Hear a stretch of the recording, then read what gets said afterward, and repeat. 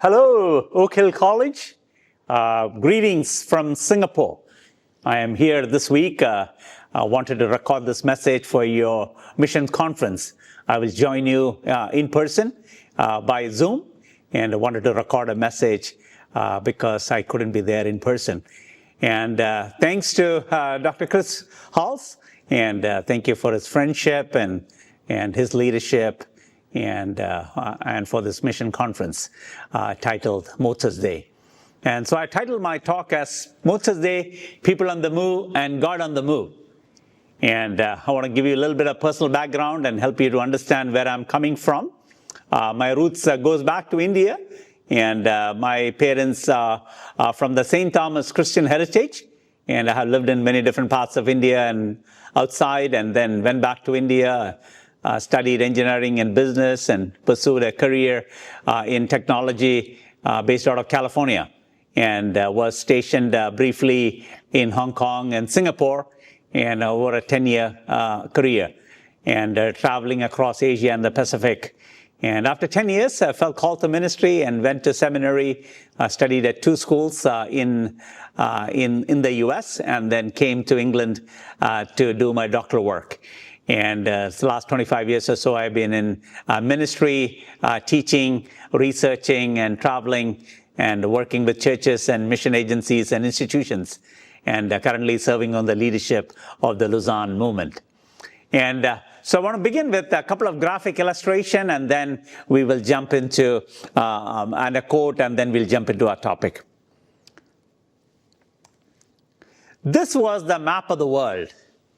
A century ago, in 1922 or so, it was claimed that the sun never sets on the British Empire. The red regions are British colonial territories, and the largest of that was in India. And now, some 103 years later, we say sun never sets on the Indian diaspora. Some 60 million of Indians are living in over 190 countries. More Indians speak English than England, Ireland, Canada, United States, and Australia combined. In the last British Prime Minister was of Indian origin. So were the heads of states in Ireland, Portugal, and half a dozen of British colonies. There was a joke floating around and on social media. When the British Prime Minister was of Indian origin, the Scottish referendum seeking independence was a person of Pakistani origin. British divided India and Pakistan at the partition in 1947, and now the sons of India and Pakistan is trying to divide a united kingdom. There's a cardinal rule in migration studies. They are here because we were there. What goes around will come around. The nations that we trade with, war with, where our products are sold and exported to, where our currencies are floating around, where our media is consumed, and people who are impacted by our foreign policy will come to live near to us. All flows of goods, money, information, film, military, etc. will also create a counterflow of people inevitably. A quote, this comes from my mentor and Professor Andrew Walls. Perhaps the most striking single feature of Christianity today is the fact that the church now looks more like the great multitude that no one can number, drawn from all tribe, kindred, people, and tongue than ever before in history. Its diversity and history leads to a great variety of starting points for its theology and reflects varied bodies of experience.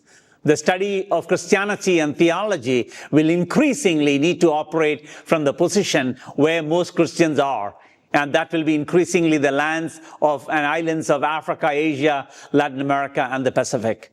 The shared reading of Scripture and shared theological reflection will be the benefit of all, but the oxygen-starved Christianity of the West will have most to gain. He said this in 2018. He died a few years ago. He's no more. But it tells you the changing landscape of Christianity around the world. Human migration has become a defining issue of our times. More people are living in places other than where they were born than ever in human history. This is reshaping the world order as we know it. The societies, economies, nations, and around the world are no more the same as it was 25 years ago at the beginning of this millennia. But the current scale, the volume, the urge, and the speed of migration is truly unprecedented. Migration is extremely important to Christianity and its missionary calling. The diaspora factor has shaped and reshaped Christianity throughout its history and will continue to do so in the 21st century. So what is this word diaspora? It's an agrarian word that finds its origin in the Old Testament translation Septuagint, and it means a farming language. A farmer will take a handful of seeds, go out and then scatter them. And it has got many references in the New Testament referring to the dispersion of the Jewish people from the exile onwards. And in the early, when the Gospels were written, there was a large Jewish community all over the Roman Empire. And it also refers now to across many disciplines. And in the Lausanne circle, we use this descriptive phrase called people on the move. And the migrants and their descendants, and who traces their ancestry from people who are migrated to other places. And it has multiple origin, multiple routes, destination, under varying modes and conditions, and multiple generations. And it also includes people of mixed ancestry. And so this phenomena of dispersion of people and how that is an understanding of Scripture and the story of mission and story of Christianity in the 21st century, it is important to understand this term. Christianity has changed its face in recent decades. There's a radical reversal of the demographic and cultural composition of the church, and is often referred to as the shifting of the center of gravity of Christianity. It is more diverse and more dispersed and more global than it has ever been. Just a few months ago at Lausanne Congress in Korea, in Seoul, they had gathered Christians from every nation on the planet. There are only a few times this has ever happened. And the previous time it was in Cape Town, Congress in South Africa. And so there is a church in every country of the world. And also it is important for us to understand some of the larger Euro-American denomination and churches are all now in the global south. Some of the largest Lutheran community is in Ethiopia. The largest Methodist church is in Korea. There are more Anglicans in Nigeria than England, Scotland, Canada, America, and Australia combined. And who knows, as you are considering to elect the next Archbishop of Canterbury, there may be somebody from Nigeria or Africa who may be elected. And we recently saw this phenomena of the electing of the new Pope. The previous Pope was from Argentina. And in the last few years, if you've gone to Vatican, you hear so much more Spanish. Pope Francis, and he passed away recently. We have a new Pope who's from Chicago. He was born in Chicago. So lots of excitement in Chicago. But he's more of a Peruvian and a Latin American, and who is now heading the Catholic Church. And so we see the South Americans are leading the Catholic community. A World Council of Churches is headed by a South African, a Presbyterian, and who's of Indian origin, a fourth generation Indian in South Africa. And then we see the Lausanne is headed by an Asian, a Korean. And so we see this phenomena of Global South is already leading some of the denomination and some of the largest networks of Christianity. It is in this context that we need to understand. John Stott said that we must be a global Christian with a global vision because our God is a global God. And so what does it mean with the face of Christianity, church being in every nation of the world? We are living in some historic moments in the story of Christianity. And now there is a church in every country. And so we must understand the global nature of our faith and how that is fundamentally transforming the faith itself. But sometimes Christianity is perceived as a Western religion. But that's not so. I say Christianity is Asian.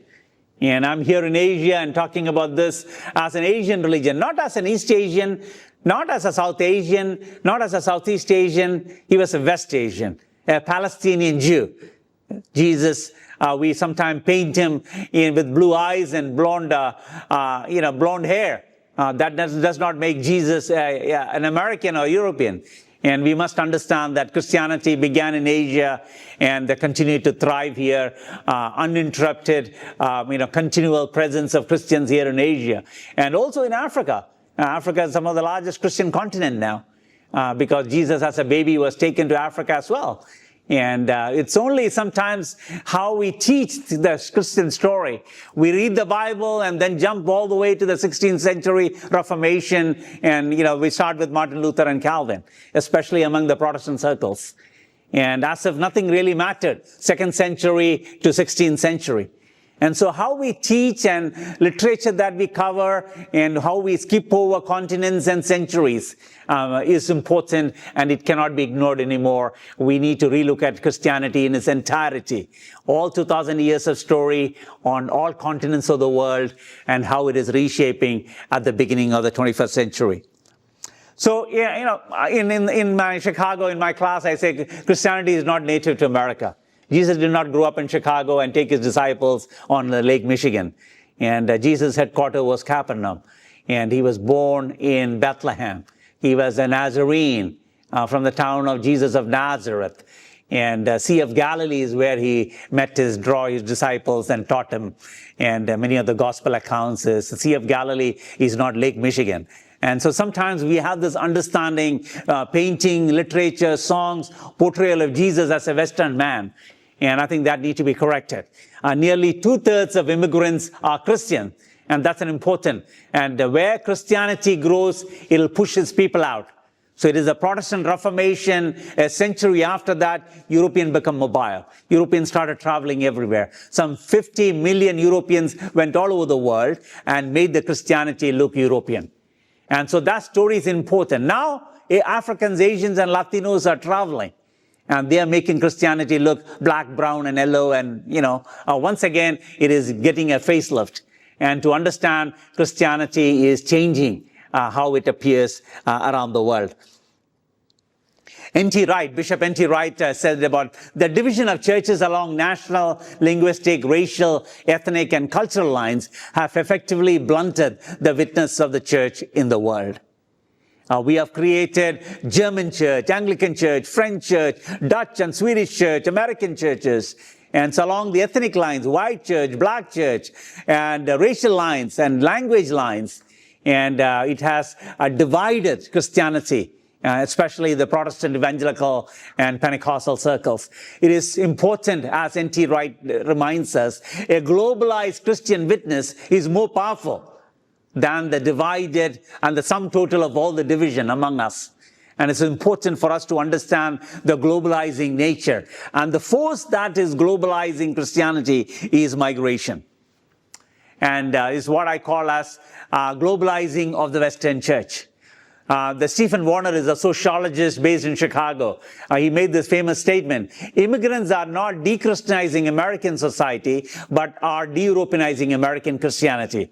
And I would argue immigrants are globalizing American Christianity. When Christianity was thriving in Europe, migration happened from Europe. Now that Africa and Latin America and Asia, where Christianity is growing, they are sending missionaries to America. And so it's truly getting globalized in America. So is it British Christianity. British Christianity is diasporic at its core. Jesus did not grow up there and walk around in London or, Bristol or in Liverpool.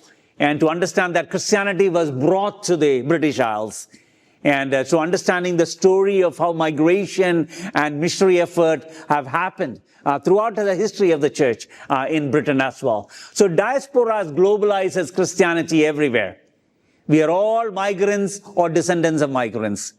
And Christianity was brought to us by migrants or some missionary efforts from other parts of the world.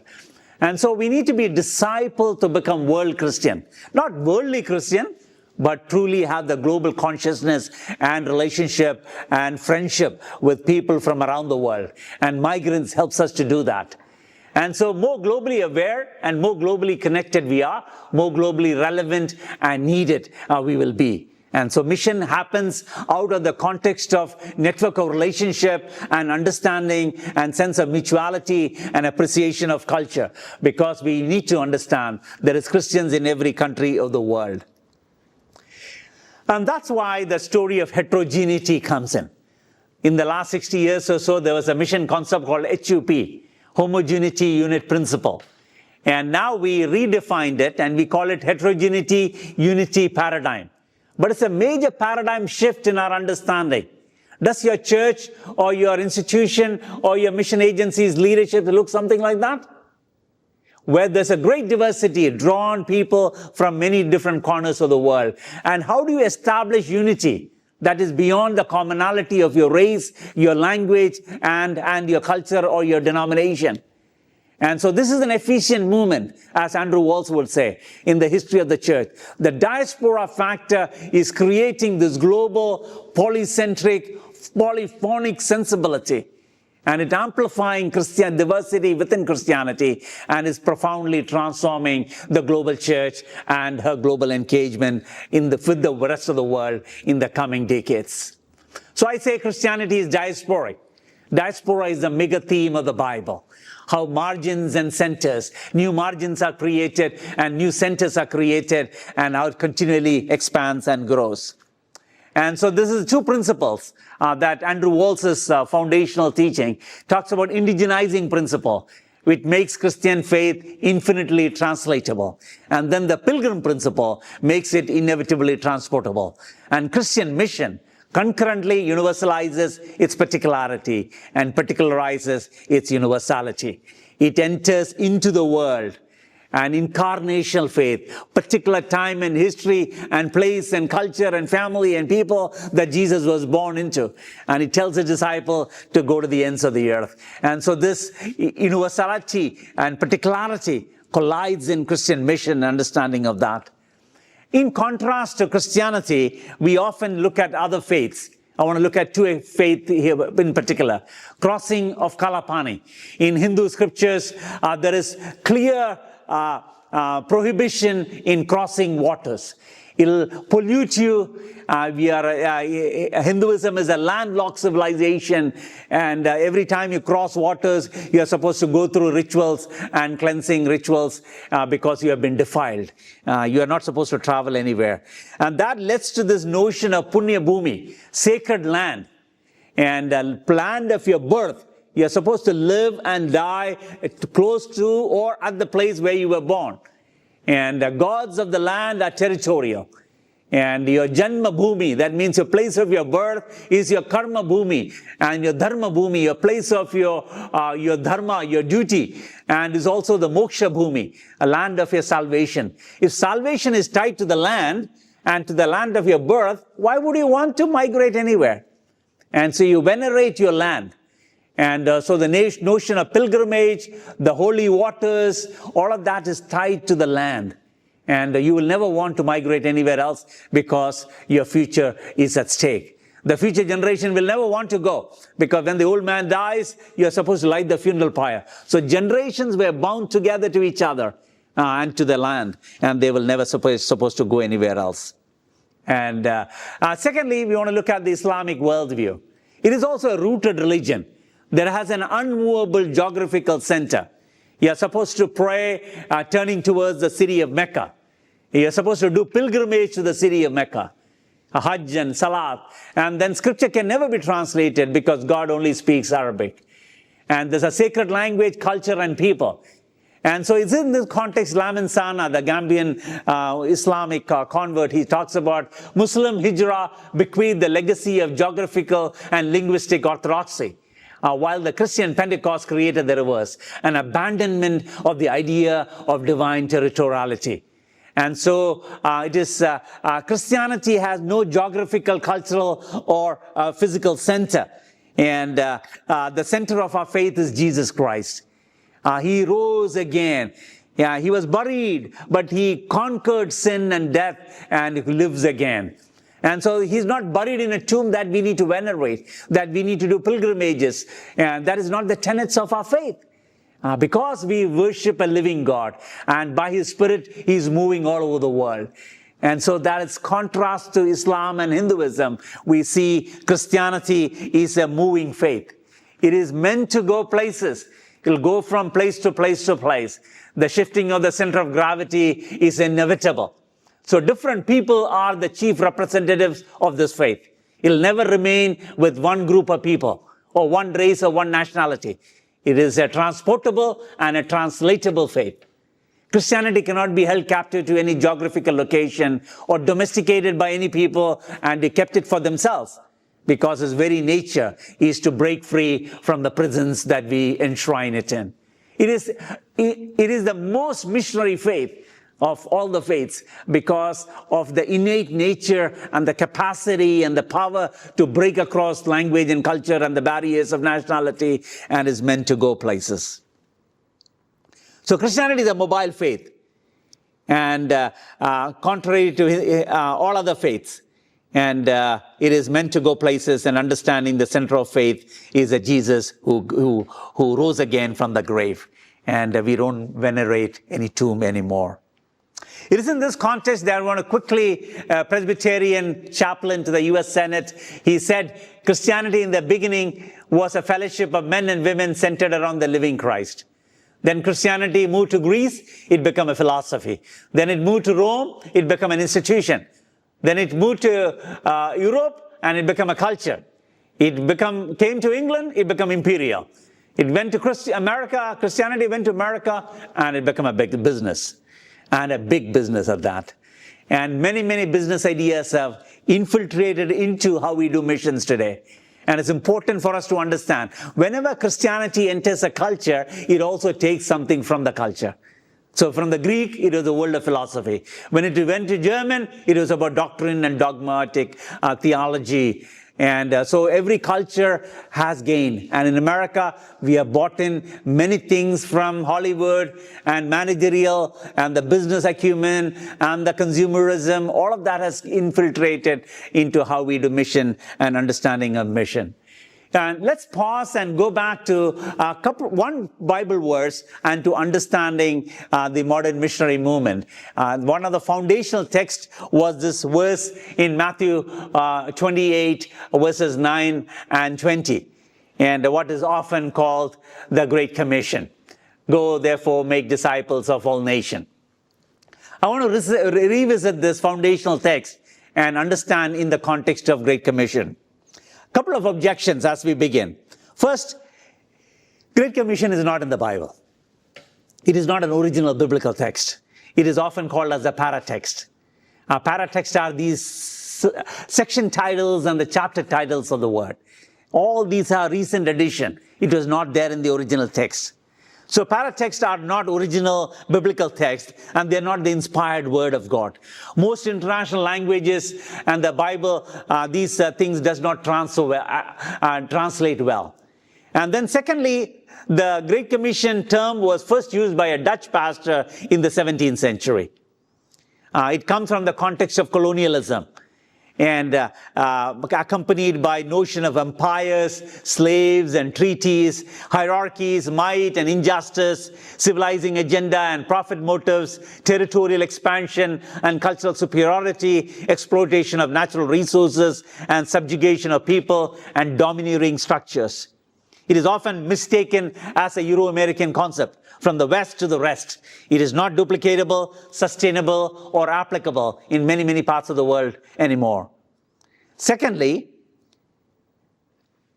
go is not a verb and not a directional word either. In English, when we say go, it means from here to there. A displacement. So it is not so in Greek, the original text of the Matthew 28. The word go simply means it can be from here to there, or from there to here, or even there to there. Many Asian and African languages do not have directional connotations. Because when movement happens from there to here, English language is so sophisticated, we have another word, namely come. Come is nothing but go from another place. Come is also a mission word, and we'll look at that as we go. So it is not a directional. There's no sense of direction in the original word that is translated go. But in English, it became a very forceful two-letter word, and we have built a colonial enterprise, and American business acumen have created a missionary enterprise in the last few decades out of this word. And so understanding mission comes from the Latin word missio, and that's largely used in the Trinitarian theological context of sending of the Son and the Spirit. And so the modern usage can be traced back to Ignatius of Loyola, the Jesuits. And that happened in 16th century.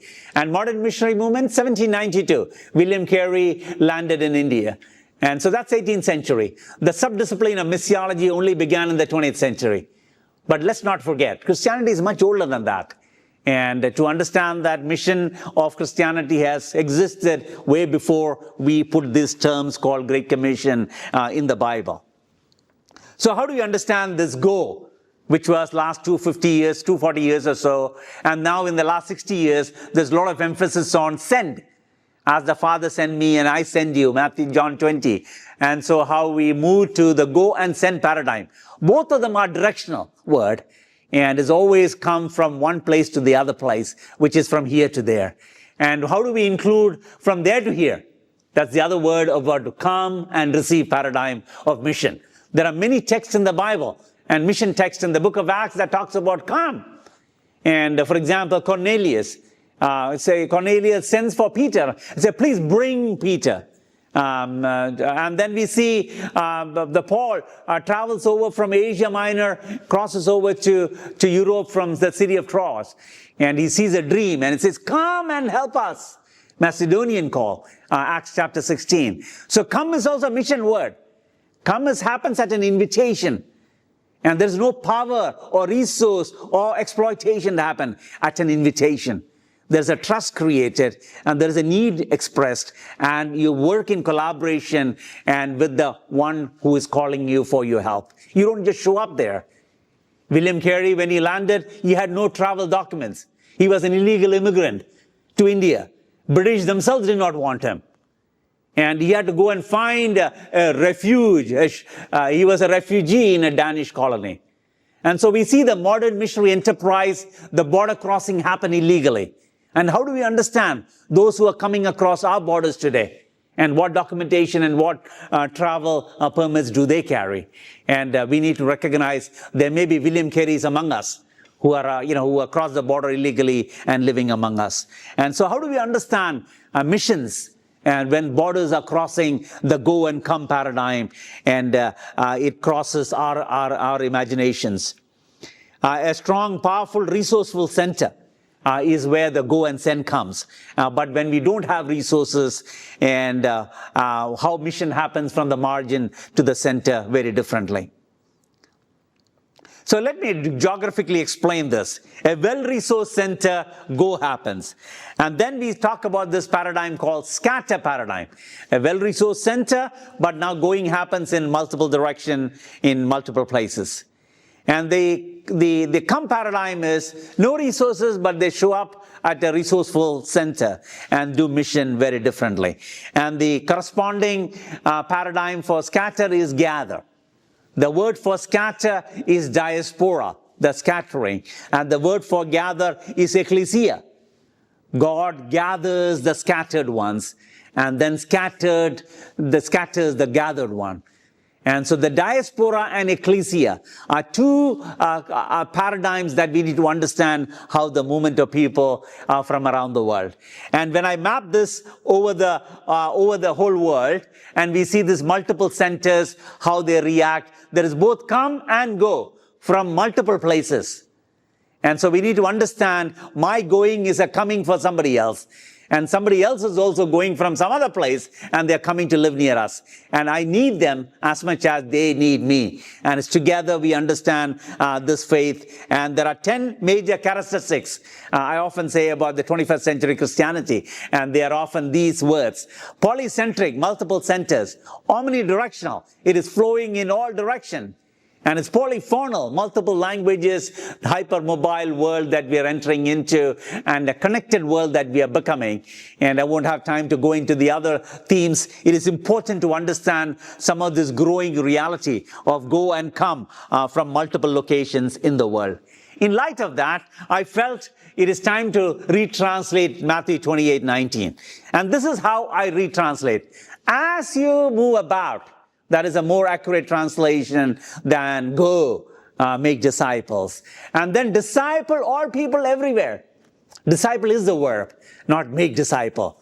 And I can unpack that later. But I want to kind of make an attempt in retranslating the Great Commission text and understand for the global context of today. In light of that, we come to the theme of God on the move, or Motus Day. And, some people in the theological circle, we still love these Latin terminologies. And I just want to go back to a simple description of God on the move. I think it was Martin Luther who talked about Latin captivity. And we still have a lot of those Latin captivity in theological circles. And so go back to simple descriptive word called God on the move. My first quote comes from John Stott. In his commentary on the book of Acts, when he was describing and summarizing the Stephen's message, after which he was martyred, the first martyr of the church.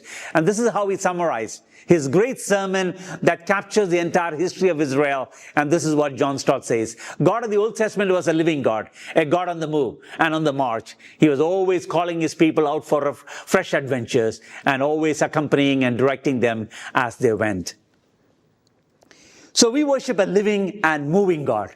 God is not static, stoic, or stagnant, stuck to a place. And then we make God as an idol. We try to make God after our own kind. God made us after his kind. Now we try to make God after our own kind, for our own ulterior purposes. So we are revisiting the doctrine of God, doctrine of Trinity, creation, doctrine of humanity and fall, and to reframing it using motile language. And, Descartes said that I think, therefore I am. And I say, I move, therefore I am. And to understanding mobility and motion is essential to who we are as human beings. We are created to move. And it's moving to save is how I talk about salvation. God coming to us. Emmanuel God, and to understanding of incarnation and salvation using motile language. So human movability is as characteristic feature since we are created in the likeness of God. Similar to the notion of human rationality, relationality, dignity, identity, solidarity, freedom, worth, and other dominant interpretation of the image of God in the classical theological text. And I compared this notion of moving God in contrast to idols who are static, who are gods and goddesses who have boundaries. I come from the land of idolatry. And so in India and Hinduism, we need to understand the idols have a boundary of their own. When you go from one place to another place, this God cannot do any good or even evil there. He has boundaries of his influence. And so are demons and guardian spirits and tribal deities in Africa and Asia and other parts of the world.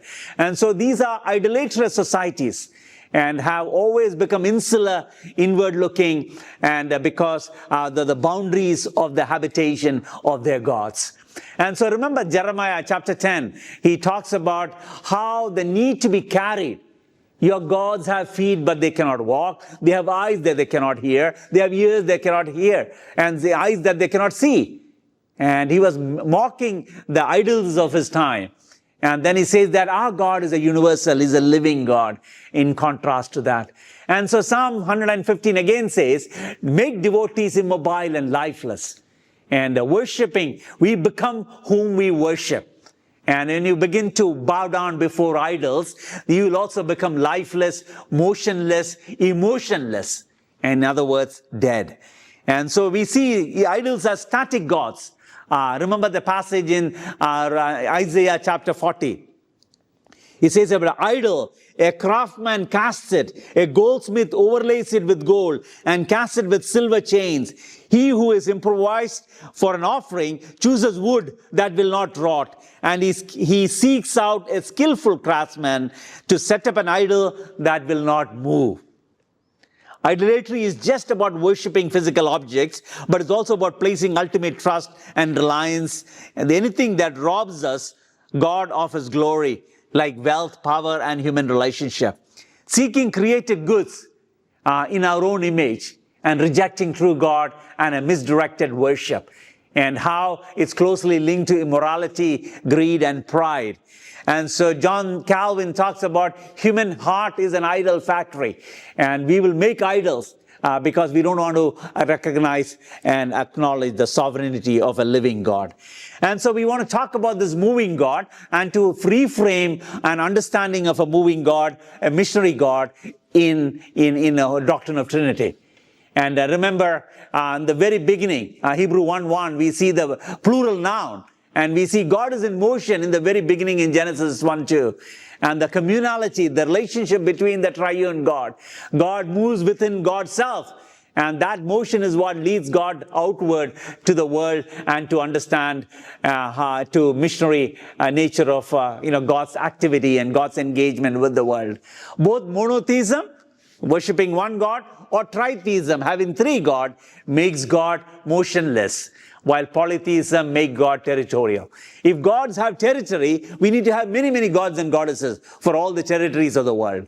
And so it is in India, land of idolatry. You travel a few dozens of miles, we have another set of idols. And because we need to create idols for every region of the country. And so that's why the African theologian talked about the dance of perichoresis, the Trinitarian interaction as a dance. I mean, how can you imagine dance without motion? And so we go back to the Trinitarian theology to understand the Motus Dei, moving God, and to missionary God of the Christian faith. And so Miroslav Volf is another theologian that I've drawn from. And he talks about polycentric, symmetrical reciprocity of the many. And so that's what makes Christianity exceptionally a missionary faith.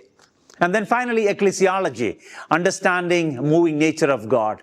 The conception of sending is limiting, problematic, and unsuitable for a global polycentric Christianity of the 21st century. The concept of sending emerges from a strong, powerful, resourceful center going to the periphery. It is linear, one-directional, unilateral, intended to reproduce culture, dogma, structures of the powerful center in other locales. It came out of the context of colonialism, magisterial commissioning with civilizing agenda and profit motives. And to understand this post-COVID unbundling of the church, we are not bound to a place anymore, or time, or rituals. We have become liberated. And what does it mean to be digital, virtual reality, and the new world of scattered gathering and gathered scattering. I call it as two DNA strands of diasporic ecclesia. And like DNA strands that the biologists will talk about, scattering and gathering. And scattered gathering and gathered scattering is how we need to understand church in a moving world. And then a little bit of scattered church and the gathered church. And we see various aspects, liberating an understanding of a church in a truly global reality, and what does it mean. And we can go more into it as we can discuss, but for lack of time, I want to wrap up our conversation. So we're talking about migration and how it is fundamentally changing Christianity around the world. And it calls us to reimagine mission from everywhere to the everywhere, and visiting some of the foundational text and understanding it in the context of polycentric, omnidirectional, hyper-connected global world. People are on the move, and moving people transform Christianity and creates new momentum for the spread of Christianity around the world. Our God is on the move. And Motus Dei is a new framework of doing theology and missiology for the 21st century. A few resources, and we just released a book called Asians in Diaspora just last month. And we also had a book called Africans in Diaspora. And there's a new book called Sharing Jesus with Hindus. And I also done a 3-volume series on Asian diaspora Christianity, and a few other books on refugees and Indian diaspora. And hope that will be helpful. Thank you again for having me, and I look forward to your discussion and questions on the concept of Motus Dei and how we need to reframe our theology and missiology for a fast-moving, changing world of the 21st century. God bless you all.